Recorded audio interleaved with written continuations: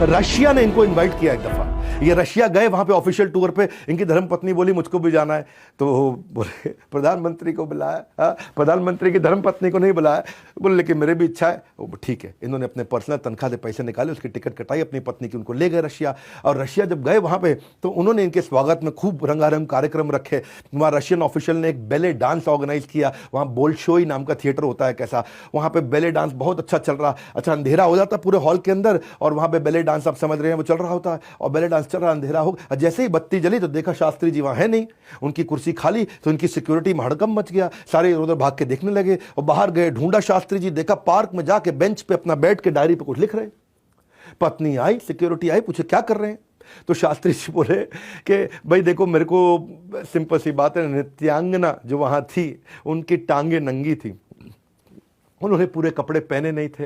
मनोरंजन की दृष्टि से उन्हें देखना ये मेरा और मेरी धर्म पत्नी का और उन सारी स्त्रियों का घोर अपमान होगा, और अपनी धर्म पत्नी जो मेरे साथ बैठी है उसका कितना बड़ा अपमान होगा। तो शास्त्री जी, ऐसे व्यक्ति, उनके जैसे प्रधानमंत्री मुझे नहीं लगता न कभी आए हैं, न कभी आएंगे, न भूतो न भविष्यति। इन्होंने जो वो गाड़ी खरीदी थी ना, मैं उसकी एक बात आपको जरूर जाते जाते बताना चाहता हूँ। इसकी कहानी का नाम है paying the interest versus conflict of interest. क्या मतलब हुआ?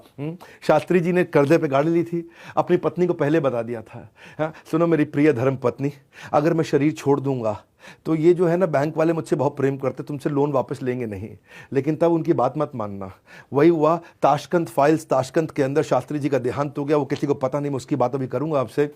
और देहांत होने के बाद बैंक ने चिट्ठी लिख दी इनकी धर्म पत्नी को कि अब आपको इस लोन को रीपे करने की कोई जरूरत नहीं है। प्रधानमंत्री ने गाड़ी खरीदी थी, ललिता शास्त्री उनकी धर्म पत्नी, उन्होंने बैंक वालों को बुलाया, सुनिए जरा, आप हमारे घर आ सकते हैं क्या? बैंक वाले सब फटाफट घर आए, बोले मेरे पति ने मुझे पहले ही बता दिया था, शास्त्री जी हमें पहले ही बोल गए थे कि आगे चल के तुम मुझसे लोन माफ कराने की बात करोगे, लेकिन मुझे शास्त्री जी बोल गए थे कि जो मेरी आज पेंशन आती है उस पेंशन से ही चुकाते रहना, 5,000 रुपए का बचा हुआ लोन अगले 4 साल में शास्त्री जी की धर्म पत्नी ललिता शास्त्री ने अपनी पेंशन से वो सारा लोन चुकाया और तब उस गाड़ी का इस्तेमाल करते रहे। लाल बहादुर शास्त्री जैसे प्रधानमंत्री न थे न कभी होंगे। इनकी मर्डर मिस्ट्रीज के बारे में कोई नहीं समझ पाया, इतनी कॉन्फ्लिक्टिंग डेथ थ्योरीज हैं। इंडियन गवर्नमेंट कहती है कि ये तो हार्ट पेशेंट थे, इनको हार्ट अटैक हुआ, फैमिली रिलेटिव्स कहते हैं नहीं इनका मर्डर हुआ, इनको पॉइजन दिया गया ताशकंद के अंदर। मैं वो जगह पे गया हूँ ताशकंद में जहाँ पे इनका आज भी वो स्मारक है, वही 2 अक्टूबर को मैं उनके जन्म के दिन गया था, जिस दिन उनका जन्मदिन था, तो वहाँ फूल वूल हमने चढ़ाया, मैं खुद देख के आया वो जगह। लेकिन बाकी बहुत सारे व्यूज हैं,